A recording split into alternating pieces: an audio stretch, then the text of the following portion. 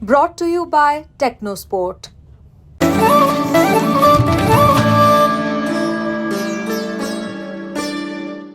Hello everyone, welcome to sports तक। मैं हूं खुशी गुप्ता। WPL के मुकाबले वहां पर जारी हैं और कल मुकाबला था RCB वर्सेस यूपी वॉरियर्स का। लेकिन मैच में ऐसा क्या हुआ जिसके बाद RCB कप्तान स्मृति मांधना ने क्यों माफी मांगी एक प्लेयर से, तो वो आपको इस वीडियो में बताएंगे। तो सबसे पहले कल के मुकाबले का हाल बता देते हैं, जहां पर दोनों टीमों के बीच ये मुकाबला चल रहा था। फिर मुकाबला वहां टाई होता है और फिर होता है सुपर ओवर, जिसमें दोनों टीमें आमने सामने आती है और वहां पर कहीं ना कहीं यूपी वॉरियर्स वो बाजी ले जाती है। अब स्मृति मांधना ने क्यों एलिस पेरी, ये खिलाड़ी है जिनसे माफी मांगी है, क्यों मांगी, एक बार आपको पहले पूरा स्कोर बताते हैं कल के मैच का।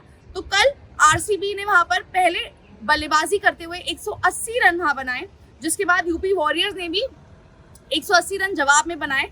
तो RCB की तरफ से आप देखेंगे शुरुआत में स्मृति मांधना 6 रन पे आउट हो जाती हैं। डैनी वाइट, उनके 57 रन वहां पर आए और वो क्रूशल पारी एलिस पेरी की 90 रनों की, जहां पर उन्होंने 56 बॉल्स में 90 रन वो बनाए। और एलिस पेरी, आप जानते हैं कि RCB जब होती है तब एक इसी खिलाड़ी से सामने वाली टीम को डर लगता है, क्योंकि एलिस पेरी जिस तरह की खिलाड़ी हैं, पिछली बार भी हम देखें फाइनल का मुकाबला इन्होंने सिंगल हैंडेडली वहां जिताया था और हर मैच में इनका कंट्रीब्यूशन सबसे ज्यादा, सबसे जबरदस्त रहता है।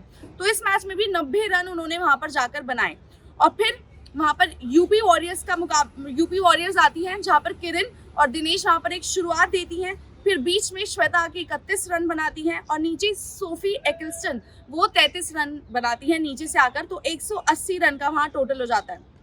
अब एलिस पेरी की बात करें, उन्होंने गेंदबाजी में भी 2 ओवर दिए थे और वहां पर 10 रन देकर 1 विकेट उन्होंने वहां पर भी झटकाई। तो जब सुपर ओवर होता है, सुपर ओवर की अब आपको बता दें, यूपी वॉरियर्स पहले खेलने आती है, जिसमें वो कुल मिलाकर पूरे 8 रन वहां बनाते हैं। और उसके बाद फिर RCB की टीम जब आती है तो ऋचा घोष, आप कहते हैं जी पावर हिटर, सुपर हिटर वो है।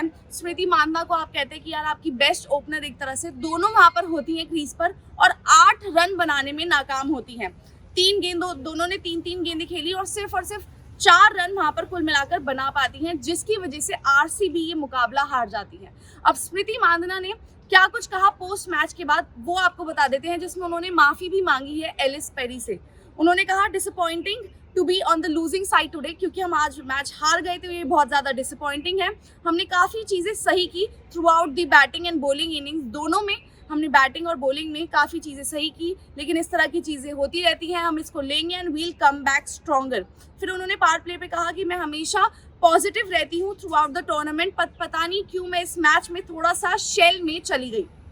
We have a few days, we will work on it and come back stronger, हम इस पर काम करेंगे और स्ट्रॉन्गर कम बैक करेंगे। फिर एलिस पेरी पर उन्होंने कहा कि पेरी अब गेंदबाजी भी करने लगी, क्योंकि आप जानते हैं थोड़ा इंजरी कंसर्न्स थे, उसके बाद वो टूर्नामेंट में जुड़ी और उसके बाद उन्होंने 2 ही ओवर डाले। तो उन्होंने कहा हमारे लिए बहुत अच्छी बात है कि एज एन ऑलराउंडर वो हमारी टीम के लिए बहुत ज़्यादा इंपॉर्टेंट है वहाँ पर, और उनकी जो बैटिंग है उसको देखने में एक अलग ही मज़ा आता है। As a team I am really sorry, I want to tell her sorry, मैं उनको सॉरी बोलना चाहूँगी, माफ़ी मांगना चाहूँगी कि हम उनके लिए, उस खिलाड़ी के लिए, एलिस पेरी के लिए ये गेम नहीं जीत पाए जो कि हमें जीतनी चाहिए थी। उसके बाद उन्होंने एकता और स्नेह राणा के लिए भी कहा कि वो उन्होंने अच्छी गेंदबाजी की, ऐसा होता है अक्सर गेमों में, लेकिन हम इस गेम से उभरेंगे और आगे बेहतर आएंगे। तो ये पूरा मुकाबला था, जहां पर कहीं ना कहीं जो RCB जीत सकती थी वो मुकाबला, वहां पर सुपर ओवर में ये मुकाबला RCB हार गई। और जो स्मृति मांधना है कप्तान, उन्होंने एलिस पेरी से वो माफ़ी मांगी, क्योंकि एक खिलाड़ी जब बॉलिंग से भी, बैटिंग से भी कंट्रीब्यूट करता है और फिर भी टीम हार जाए तो उस खिलाड़ी को तो बुरा लगता ही है, लेकिन बाकी टीम को भी बुरा लगता है कि यार इस खिलाड़ी ने इतना कंट्रीब्यूट करा लेकिन हम जीत नहीं पाए। तो यही अपडेट थी। अगर आपको वीडियो अच्छी लगी हो तो इसे लाइक करें, शेयर करें और कमेंट करें। स्पोर्ट्स तक की एक ऐप है, उसको सब्सक्राइब करें, और स्पोर्ट्स तक की एक वेबसाइट भी है जो जाकर आप विजिट कीजिए। क्या चैंपियंस ट्रॉफी भी इंडिया ही जीतेगा? चैंपियंस ट्रॉफी की लाइव कवरेज दुबई से सीधा मेरे साथ, और साथ ही स्टूडियो में गर्मा गर्म बहस। आप भी जुड़िए स्पोर्ट्स तक के साथ इस चैंपियंस ट्रॉफी के सफर में। फटाफट से सब्सक्राइब करिए।